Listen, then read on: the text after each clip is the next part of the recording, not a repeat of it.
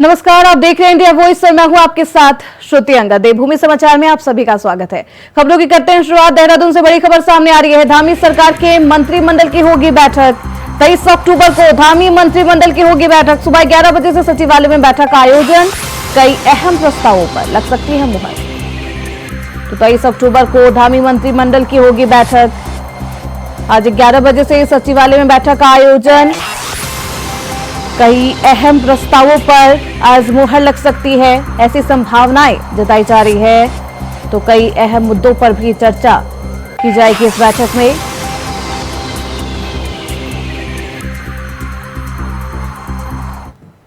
वहीं मुख्यमंत्री पुष्कर सिंह धामी ने वर्चुअल माध्यम से लालकुआं बांद्रा सुपरफास्ट ट्रेन को हरी झंडी दिखाकर रवाना किया। मुख्यमंत्री ने कहा कि बाबा कैची धाम के आशीर्वाद से आज लालकुआं से बांद्रा के बीच ट्रेन संचालन का सपना पूरा हुआ। इसके लिए उन्होंने प्रधानमंत्री मोदी और रेल मंत्री अश्विनी वैष्णव का भी आभार जताया। इन्होंने कहा कि इस ट्रेन के संचालन से रामपुर, मुरादाबाद, गाजियाबाद, हजरत निजामुद्दीन, मथुरा, सवाई माधोपुर, कोटा, बड़ोदरा, सूरत जैसे रेलवे स्टेशन से जुड़े लोगों को यात्रा करने का आसानी से विकल्प मिलेगा। इसके साथ ही मुख्यमंत्री ने कहा कि लालकुआं बांद्रा रेल सेवा शुरू होने से बाबा कैची धाम, जागेश्वर और भी कई धार्मिक स्थलों के दर्शन के लिए आने वाले श्रद्धालुओं के लिए यात्रा का एक बेहतर विकल्प मिलेगा।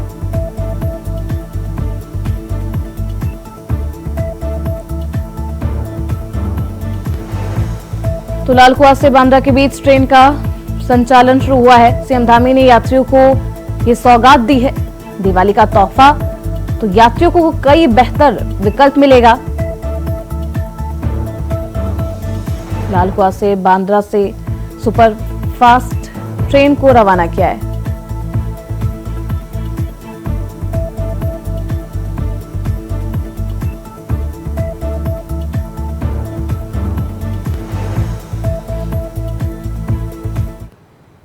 वही खबर देहरादून से है, जहां पिटकुल द्वारा उत्तराखंड शासन को लाभांश के रूप में 11 करोड़ का चेक दिया गया है। मुख्यमंत्री पुष्कर सिंह धामी को मुख्यमंत्री कैंप कार्यालय में 11 करोड़ का लाभांश का चेक प्रबंध निदेशक पिटकुल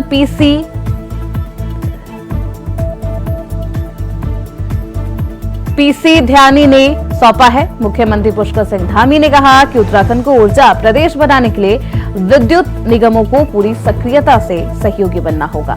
राज्य स्थापना की मूल संकल्पना में उत्तराखंड को ऊर्जा प्रदेश बनाना था। उन्होंने कहा कि ऊर्जा और वैकल्पिक ऊर्जा के क्षेत्र में राज्य सरकार द्वारा लगातार काम किए जा रहे हैं। राज्य सरकार की कोशिश है कि आगामी 5 सालों में उत्तराखंड में राज्य की मांग के हिसाब से ऊर्जा का उत्पादन हो। तो एमडी के नेतृत्व में प्रगति के पथ पर है पिटकुल ने सीएम धामी को चेक भी सौंपा है। 11 करोड़ का चेक सौंपा गया है। तो सीएम ने ऊर्जा प्रदेश बनाने पर जोर दिया। पिटकुल ने सीएम धामी को ये चेक सौंपा है। एमडी के नेतृत्व में प्रगति के पथ पर है पिटकुल।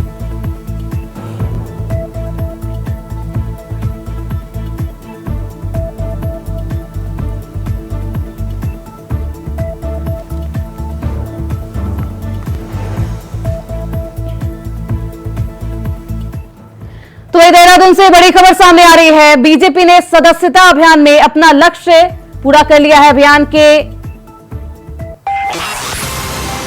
48वें दिन लक्ष्य को पूरा किया गया है। उत्तराखंड टॉप 6 राज्यों में शामिल हुआ है। मदन कौशिक रहे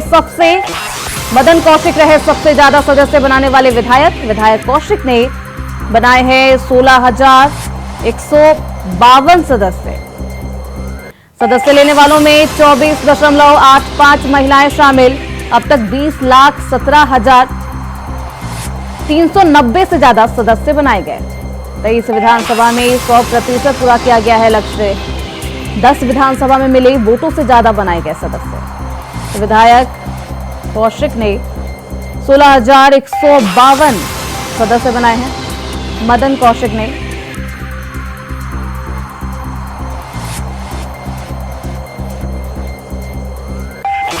तो अब तक 20,17,390 से ज्यादा सदस्य बनाए गए हैं।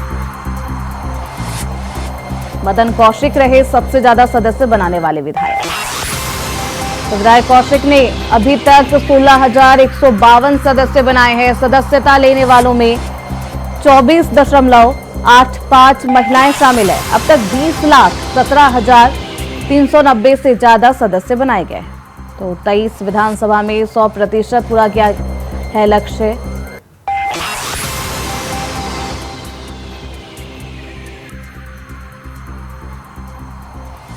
तो इस खबर पर ज्यादा जानकारी के साथ हमारे सहयोगी अभय कैंथुरा में साथ जुड़ चुके हैं। अभय, क्या कुछ, क्योंकि बीजेपी ने अपना सदस्यता का जो लक्ष्य है वो पूरा कर लिया है, ऐसे में कौन सबसे ज्यादा सदस्य बनाया और क्या कुछ जानकारी? तो बिल्कुल ये कह सकते हैं कि बीजेपी का जो 2 सितंबर से सदस्यता अभियान शुरू हुआ था, जिस पर 2 सितंबर को प्रधानमंत्री नरेंद्र मोदी की तरफ से सदस्यता अभियान की शुरुआत की गई थी। 3 सितंबर को देहरादून में बीजेपी के ये कह सकते हैं कि सदस्यता अभियान की शुरुआत यहां पर हुई थी। मुख्यमंत्री पुष्कर सिंह धामी ने सदस्य बनकर अपने सदस्यता अभियान की शुरुआत यहां पर की थी। पार्टी विधायकों और पदाधिकारियों को यह संगठन की तरफ से लक्ष्य दिए गए थे, जिसमें ये कहा जा सकता है कि लोकसभा स्तर पर सांसदों को लक्ष्य मिले थे कि जो लोकसभा चुनाव में जो मत प्रतिशत बीजेपी को मिला है उससे 75% ज्यादा सदस्य बनाने का काम यहाँ पर किया जाए। विधानसभा स्तर पर भी कहा गया था कि 2022 के जो मत बीजेपी को पड़े हैं उस मत से लगभग 75% नए सदस्य यहाँ पर बनाने का काम यहाँ पर किया जाए। यानी हर विधायक को 10,000 नए सदस्य बनाने के लिए यहाँ पर कहा गया था। सांसदों को 15-15 हजार के सदस्य बनाने के लिए यहाँ पर कहा गया था और मंत्रियों को भी 15-15 हजार का लक्ष्य यहाँ पर दिया गया था। सदस्यता अभियान के 48वें दिन बीजेपी ने अपने इस लक्ष्य को पूरा करने का काम यहाँ पर किया, जिसका सबसे बड़ा सहयोग पार्टी को जिला स्तर पर यहाँ पर मिलने का हुआ, जिसमें जिला मंडल की जो कार्यकारिणी है उनकी तरफ से इस सदस्यता अभियान को पूरा करने का काम यहाँ पर किया गया। नए सदस्य बनाने का काम यहाँ पर हुआ और पिछले बार की तुलना में इस बार जो लक्ष्य निर्धारित हुआ था 20 लाख का, उस लक्ष्य को पार करने का काम बीजेपी की तरफ से किया गया। विधायकों की अगर हम बात करते हैं तो आंकड़ों में सबसे ऊपर हरिद्वार शहर से जो विधायक है पूर्व कैबिनेट मंत्री मदन कौशिक, उन्होंने सबसे ज्यादा सदस्य बनाने का काम यहाँ पर किया है। 16,000 से ज्यादा नए सदस्य मदन कौशिक की तरफ से यहाँ पर बनाए गए। उसके बाद पार्टी से 3 और 4 विधायक ऐसे हैं जो अपने तय लक्ष्यों से पूरा बेहतर प्रदर्शन करने का काम उनकी तरफ से यहाँ पर किया गया है। ये कहा जा सकता है कि पार्टी में ज्यादातर ऐसे विधायक या पदाधिकारी यहाँ पर हैं जो सिर्फ अपने जो सक्रिय सदस्य बनाने के लिए जो जरूरी जो सदस्य होते हैं उन सदस्यों को बनाने का काम उनकी तरफ से यहाँ पर किया गया। यानी 300 नए सदस्य पार्टी की तरफ से सक्रिय सदस्य बनाने के लिए यहाँ पर जरूरी रखे जाते हैं, तो उसे उनकी तरफ से उसे ही पूरा करने का काम यहाँ पर किया गया। आप ये समझ सकते हैं कि पार्टी में 10 ऐसी विधानसभाएं इस सदस्यता अभियान में चिन्हित यहाँ पर की गई है, जिन्होंने अपने लक्ष्य से ज्यादा, यानी जो लक्ष्य उन्हें दिया गया था 2022 के विधानसभा चुनाव में जो मत प्रतिशत बीजेपी को यहाँ पर पड़ा था उन विधानसभाओं में, उससे ज्यादा बेहतर काम करने का काम यहाँ पर किया गया। 23 ऐसी विधानसभाएं यहाँ पर पार्टी के स्तर पर रही है जहां पर पूरे लक्ष्य को प्राप्त करने का काम यहाँ पर हुआ। तो ये समझा जा सकता है कि बीजेपी ने 48 दिन के अपने इस उत्साह के चलते पार्टी कार्यकर्ताओं के दम पर अपने इस लक्ष्य को प्राप्त करने का काम यहाँ पर किया रहा। अभी भी जो आंकड़े हैं वो आंकड़े जुटाने का काम बीजेपी की तरफ से किया जा रहा है, क्योंकि ऑनलाइन और ऑफलाइन दोनों तरीके से इस सदस्यता अभियान को आगे बढ़ाने का काम यहाँ पर किया गया था। दूसरा चरण 2 अक्टूबर से 15 अक्टूबर तक यहाँ पर चला था। तो ऐसे में अब उन सभी चीजों को कंपाइल करने का काम बीजेपी की तरफ से किया जा रहा है और उम्मीद यह है कि इस बार ऑनलाइन की अपेक्षा ऑफलाइन में बेहतर प्रदर्शन बीजेपी की तरफ से यहाँ पर हो पाया, क्योंकि पूर्व में यह सब चीजें नहीं थी। सिर्फ ऑनलाइन लक्ष्य ऑनलाइन सदस्यता अभियान को चलाने का काम बीजेपी की तरफ से किया गया था, लेकिन इस बार ऐसे पोलिंग बूथों पर भी फॉर्म भेजने का काम बीजेपी की तरफ से यहाँ पर किया गया था, जहां पर जिन लोगों के पास मोबाइल नहीं उनके ऑफलाइन रजिस्ट्रेशन करने का काम बीजेपी की तरफ से किया गया था। बिल्कुल, ऑनलाइन दोनों ही विकल्प थे लोगों के पास। ऐसे में बात करें ऑनलाइन के माध्यम से कितने सदस्य बनाए गए? जी बिल्कुल, अभी ये कह सकते हैं कि ऑनलाइन के माध्यम से जो सदस्य बनाने का जो आंकड़ा वो 18 लाख से ज्यादा का आंकड़ा यहाँ पर बीजेपी के पास में है। ऑफलाइन स्तर पर ये कह सकते हैं कि अभी भी कुछ जिलों से कुछ मंडलों के ये जो सदस्यता अभियान के जो डाटा है उसको कंपाइल करने का काम यहाँ पर किया जा रहा है, यानी पूरा आंकड़ा अभी नहीं आ पाया, लेकिन इतना जरूर कहा जा सकता है कि 2 लाख से ज्यादा अभी ऑफलाइन सदस्य यहाँ पर पार्टी के पास बन चुके हैं और उनको मिलाकर पार्टी ने 20,70,000 से ज्यादा सदस्य बनाने का जो लक्ष्य था अपना, उस लक्ष्य को पार करने का काम यहाँ पर करा है। पूर्व में कह सकते हैं कि पिछले बार यानी 2014 में जो पार्टी ने सदस्यता अभियान शुरुआत की थी, उस समय पार्टी ने 10 लाख नए सदस्य बनाने का काम वहां पर किया था। उसके बाद फिर जब उसको रिवाइज करने का काम 2016 में किया गया था तो पार्टी ने 4 से 6 लाख नए सदस्य और बनाए थे और इस तरीके से बीजेपी ने अपना लक्ष्य उस समय 16 लाख का पार करने का काम यहाँ पर किया था और इस समय उस लक्ष्य को बढ़ाने का काम यहाँ पर किया गया था। 20 लाख से ज्यादा सदस्य बनाने का पार्टी ने एक लक्ष्य निर्धारित करा था जिसे पार किया जा चुका और उत्तराखंड बीजेपी शासित राज्यों में ये कह सकते हैं कि 6वें नंबर पर यहाँ पर आ चुका है उत्तराखंड राज्य, जहां पर बीजेपी ने अपने सदस्यता अभियान में अपने तय लक्ष्य को पार करने का काम यहाँ पर किया है। तो ये बीजेपी के लिए बड़ा उत्साहजनक कहा जा सकता है और इसके सकारात्मक परिणाम बीजेपी को आगामी चुनाव में भी देखने को मिलेंगे। चुनाव में पार्टी को बढ़ावा मत प्रतिशत यहाँ पर प्राप्त होगा, पार्टी संगठन की जीत वहां पर होगी। बीजेपी चाहती है कि हर इस समय जो पोलिंग बूथों पर जो कार्यक्रम चलाए जा रहे हैं, पोलिंग बूथ पर जो सदस्यता अभियान चलाया गया उसके जरिए हर मतदाता तक बीजेपी की रीति नीति पहुंच सके और बूथ स्तर से लेकर जो पार्टी ने चुनाव जीतने का जो काम अपना शुरू किया है कि बूथ जीता चुनाव जीता, उस अभियान को मजबूत तरीके से आगे बढ़ाने का काम किया जाए ताकि अभी जो उपचुनाव केदारनाथ का यहाँ पर होना है उसमें भी विजय प्राप्त की जा सके, उसके बाद निकाय और पंचायत जो चुनाव होंगे उसमें भी जीत हासिल की जा सके। बिल्कुल, ऐसे में अब है बीजेपी ने अपने सदस्यता अभियान का लक्ष्य तो पूरा कर लिया, लेकिन इस लक्ष्य को पूरा करने के दौरान क्या कुछ कठिनाइयों का सामना पार्टी को करना पड़ा? देखिए, उत्तराखंड विषम भौगोलिक परिस्थितियों वाला राज्य है। यहाँ पर जिस प्रकार से बीजेपी ने सदस्यता अभियान की शुरुआत यहाँ पर करी थी तो पार्टी कार्यकर्ताओं में उत्साह देखने को मिल रहा था, लेकिन जिस प्रकार से मानसून सीजन के दौरान बारिश यहाँ पर देखने को मिली, कई जगह प्राकृतिक आपदाएं यहाँ पर आई, जो रास्ते थे यानी आवागमन के रास्ते थे वो टूट चुके थे, कई जगह नेटवर्क की जो समस्या थी उसको वहां पर पार्टी कार्यकर्ताओं को झेलना पड़ा था और सबसे बड़ी बात है कि जो बीच में जो सबसे ज्यादा पार्टी के कार्यकर्ताओं के सदस्यता अभियान में जो समस्या आई वो मोबाइल नेटवर्किंग की यहाँ पर देखने को मिली थी, जिसके चलते जो उनका डाटा था वो फिट नहीं हो पा रहा था। यानी सदस्य तो बनाने का काम चल रहा था लेकिन सदस्य किसको बनाएंगे, किस प्रकार से उसका फॉर्म वहां पर फिलिप किया जाएगा, मोबाइल से ऑनलाइन रजिस्ट्रेशन में क्या कुछ उसकी बातें रहेंगी, वो चीजें अपडेट वहां पर नहीं हो पा रही थी, जिसके चलते सदस्यता अभियान को बीच में विराम भी देना पड़ा था और ये कहा सकता है कि उसकी धीमी रफ्तार भी पार्टी के लिए चिंता का विषय यहाँ पर बनी थी। लेकिन जैसे जैसे समय बदलता गया, समय आगे बढ़ता गया और मौसम साफ हो गया तो उत्तराखंड में बीजेपी के कार्यकर्ताओं ने एक बार फिर इस सदस्यता अभियान को जोर देने का काम किया था, जिससे पार्टी ने बीजेपी ने अपनी सदस्यता अभियान के लक्ष्य को पूरा कर लिया है। बहुत शुक्रिया अभय, आप लगातार बने रहिए हमारे साथ, आगे भी आपका रुख करेंगे। वहीं बीजेपी के प्रदेश अध्यक्ष महेंद्र भट्ट ने पार्टी के सदस्यता अभियान के लक्ष्य को पूरा करने पर जहां एक ओर खुशी जाहिर की है, वहीं कांग्रेस ने भी इस पर कटाक्ष करना है। प्रदेश उपाध्यक्ष कांग्रेस मथुरा दत्त जोशी ने बीजेपी के सदस्यता अभियान को लेकर कहा कि आम आदमी का इसमें कोई योगदान नहीं, बीजेपी केवल शिशु मंदिर, सरस्वती विद्या मंदिर और कोचिंग सेंटरों में जाकर सदस्यता अभियान को पूरा कर सकी।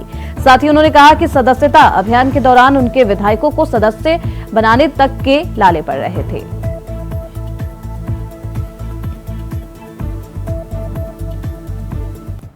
देखिए, हर पार्टी अपने सदस्यता अभियान को ठीक बताती है, भाजपा भी बताएगी, कोई बहुत बड़ी बात नहीं, लेकिन भाजपा की सदस्यता अभियान में इतनी उदासीनता क्यों है?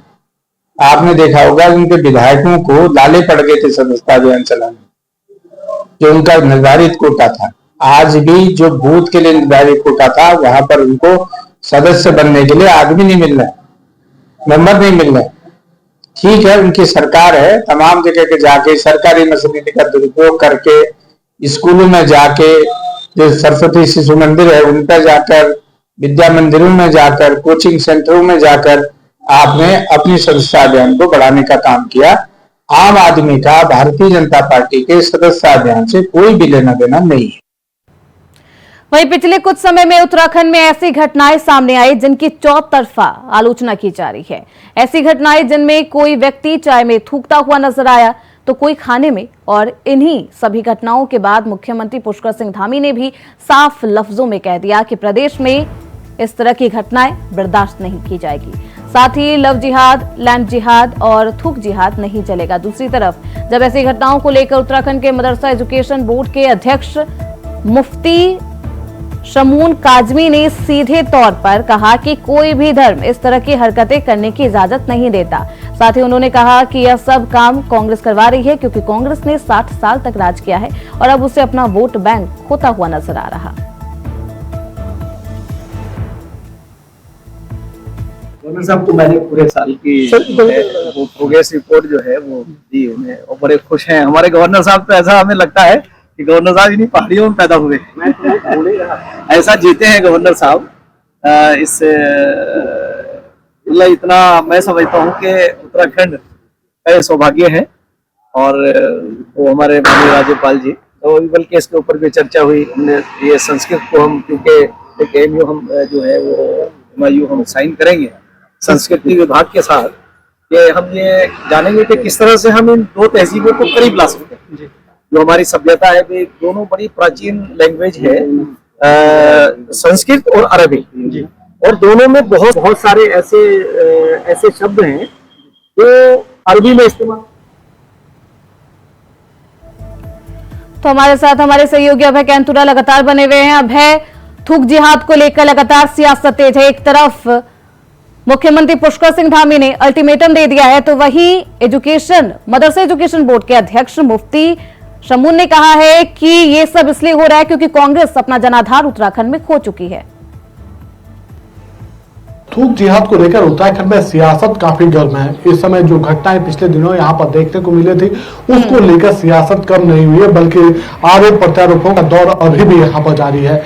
बीजेपी की तरफ से लगातार इस पर कड़ा हमला करने का काम यहाँ पर किया जा रहा है और अब ये कह सकते हैं कि थूक जिहाद पर विराम रख सके, उसके लिए बाकायदा मुख्यमंत्री पुष्कर सिंह धामी के निर्देश पर पूरी एडवाइजरी यहाँ पर जारी हो चुकी है। खाद्य विभाग, स्वास्थ्य विभाग दोनों ही तरफ से एडवाइजरी यहाँ पर जारी हुई है और सीधे तौर पर लोगों को आगाह करने का काम यहाँ पर किया गया है कि अगर कोई भी इस प्रकार की हरकत यहाँ पर करेगा तो उसके खिलाफ कानूनी कार्रवाई यहाँ पर की जाएगी। बीजेपी इन सब चीजों को लेकर आरोप लगाने का काम विपक्षी दलों पर यहाँ पर कर रही है और ये कह सकते हैं कि जिस विशेष समुदाय पर ये आरोप यहाँ पर लग रहे हैं, उस समुदाय के एक बड़े नेता जो कह सकते हैं कि राज्य मंत्री भी हैं, मदरसा बोर्ड के अध्यक्ष है, उनकी तरफ से इस पूरे मामले पर विपक्षी दल कांग्रेस पर आरोप लगाने का काम यहाँ पर किया जा रहा है। उनका कहना है कि कांग्रेस ऐसे इस थूक जिहाद को बढ़ावा देने का काम उनकी तरफ से यहाँ पर हो रहा है, लोगों को उत्साहित करने का काम उनकी तरफ से किया जा रहा है ताकि वो अपनी सियासत यहाँ पर बरकरार रख सके। और जो राजनीति विपक्ष की रही है कि बांटने, धर्म के नाम पर बांटने की राजनीति रही है, वो यहाँ पर उनकी चल सके, क्योंकि देश में सबसे ज्यादा शासन कांग्रेस का रहा है और ऐसे में जब उन्हें अपनी सियासत खिसकती हुई नजर आ रही है तो उनकी तरफ से इस तरह के काम यहाँ पर किया जा रहा है। लेकिन इतना जरूर कहा जा सकता है कि उत्तराखंड में 3 घटनाओं के बाद जिस प्रकार से सरकार ने सख्ती बरतने का काम यहाँ पर किया था और उस सख्ती का असर यहाँ पर देखने को मिला था, जिन लोगों की तरफ से ये थूक जिहाद को बढ़ावा देने का काम यहाँ पर किया जाता, उन सभी आरोपियों को पकड़ने का काम पुलिस की तरफ से कर दिया गया था, उनको जेल भेज दिया गया है और उसके बाद जिस प्रकार से सख्त एडवाइजरी यहाँ पर जारी हुई है, तो ऐसे में समझा जा सकता है कि फिर मुख्यमंत्री पुष्कर सिंह धामी या उनकी सरकार दोनों ही इस मूड में कहीं पर भी नरमी बरतने के दिखते हुए नहीं दिख रहे। सख्त आदेश यहाँ पर दिए गए और पुलिस और प्रशासन दोनों अपने स्तर पर सख्त कार्रवाई यहाँ पर कर सकते हैं। ऐसे में अभी कहा जा सकता है कि पूरे प्रदेश में इस समय इस प्रकार से थूक जिहाद के नाम पर जो आक्रोशित समाज को आक्रोशित करने का जो काम लोग कुछ कर रहे थे, उपद्रवी सामाजिक तत्व जो कर रहे थे, उन पर विराम लगाने का काम यहाँ पर हो चुका है। लेकिन राजनीतिक दल अपनी सियासत यहाँ पर कर रहे हैं और आरोप प्रत्यारोप का दौर अभी भी जारी है। बिल्कुल अभय, क्या थूक जिहाद के मामले जिस तरीके से सामने आए उसको देखने के बाद प्रशासन ने क्या कुछ कार्रवाई की है? किसी की गिरफ्तारी, किसी को हिरासत में लिया गया? देखिए, जिन लोगों की तरफ से इस थूक जिहाद को करने का काम यहाँ पर किया गया था, जिनकी तरफ से ये अपराध यहाँ पर किया गया था, जो लोगों के धन को भ्रष्ट करने का या फिर सामाजिक सौहार्द को बिगाड़ने का काम हो रहा था, उस पर विराम लगाने का काम यहाँ पर हो पाया है। प्रशासन और जिला प्रशासन और पुलिस प्रशासन दोनों ने आपसी समन्वय से इस कार्य को करने का काम यहाँ पर किया है। समाज के भीतर जागरूकता फैलाने का काम उनकी तरफ से किया गया। जो लोग आक्रोशित थे, जो समाज के लोग आक्रोशित थे, उनको समझाने का प्रयास यहाँ पर किया गया कि निकट भविष्य में ऐसी घटनाएं दोबारा, घटनाओं की पुनरावृत्ति यहाँ पर ना हो, इसलिए जनता को भी जागरूक होने के लिए कहा गया। अगर उनके नजर में कोई प्रकार की कोई घटना यहाँ पर आता है, कोई प्रकरण उनके सामने आता है, तो उसकी शिकायत तो पुलिस प्रशासन से भी कर सकते हैं, जिला प्रशासन से भी कर सकते हैं और उसके बाद सख्त कार्रवाई यहाँ पर देखने को मिलेगी। प्रशासन भी सख्त है और मुख्यमंत्री पुष्कर सिंह धामी ने भी इस पूरे मामले को लेकर अल्टीमेटम भी दे दिया। बहुत शुक्रिया अभय आपका इन तमाम जानकारियों के लिए। तो वही उत्तराखंड में केदारनाथ विधानसभा सीट के लिए होने वाले उपचुनाव में 20 नवंबर को वोट डाले जाएंगे। यह चुनाव भारतीय जनता पार्टी और कांग्रेस दोनों राष्ट्रीय दलों की प्रतिष्ठा का सवाल बना हुआ है। हालांकि अभी तक किसी भी पार्टी ने इस सीट पर अपने प्रत्याशी घोषित नहीं किए हैं। बीजेपी विधायक शैला रानी रावत के निधन के बाद यह सीट खाली हुई थी और यहां पर उपचुनाव में दोनों राष्ट्रीय दल अपनी अपनी जीत का दावा करते हुए नजर आ रहे हैं। बीजेपी के प्रदेश अध्यक्ष महेंद्र भट्ट ने एक बार फिर से दोहराया है कि इस उपचुनाव में भारतीय जनता पार्टी के प्रत्याशी को पिछले चुनाव से ज्यादा मतों से जीत मिलेगी। उन्होंने यह भी कहा कि पिछले दिनों वह खुद केदारनाथ विधानसभा क्षेत्र के दौरे पर थे और वहां पर आगामी चुनावी रणनीति को लेकर पार्टी कार्यकर्ताओं के साथ कई जगहों पर बैठक भी की गई। केदारनाथ में कल 2 मंडलों की बैठक मेरा रहना हुआ। मुख्य रूप से वो नामांकन की प्रक्रिया की ओर हम बढ़ रहे हैं। नामांकन भव्य हो, बड़ी संख्या में जन समुदाय नामांकन में उपस्थित है, उस दृष्टि से रचना बनी है। खासतौर पर बहुत से कार्यकर्ताओं के कुछ ऐसे विषय कि हर बूथ के संदर्भ में चर्चा हुई, बूथ कमेटी ठीक प्रकार से बने उसकी चर्चा हुई। कुछ स्थानों पर बूथ समितियों पुनर्गठन का विषय है, उसको हमने वहां पर सहमति व्यक्त की है और मैं आज सबको विश्वासपूर्वक कह सकता हूं कि केदारनाथ विधानसभा भारतीय जनता पार्टी पिछली बार से ज्यादा मतों से जीतती जा रही है। वहीं रुड़की के सिविल लाइन कोतवाली क्षेत्र के नगला इमरती गांव में खनन कारोबारी पर नकाबपोश बदमाशों ने गोलियां बरसाई। देर शाम बाइक सवार अज्ञात बदमाशों ने खनन कारोबारी की थार पर ताबड़तोड़ फायरिंग की। एक राहगीर गोली लगने से गंभीर रूप से घायल बताया जा रहा है, जिसे हायर सेंटर रेफर किया गया है। फायरिंग से राहगीरों में अफरा तफरी मच गई। वहीं पुलिस ने बदमाशों की धरपकड़ के लिए नाकाबंदी भी की।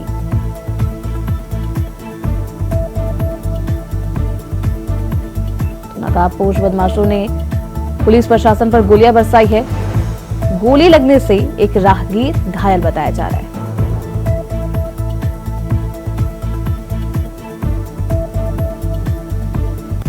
तो फायरिंग से राहगीरों में हड़कंप मच गया। नकाबपोश बदमाशों ने पुलिस प्रशासन पर ये गोलियां बरसाई है।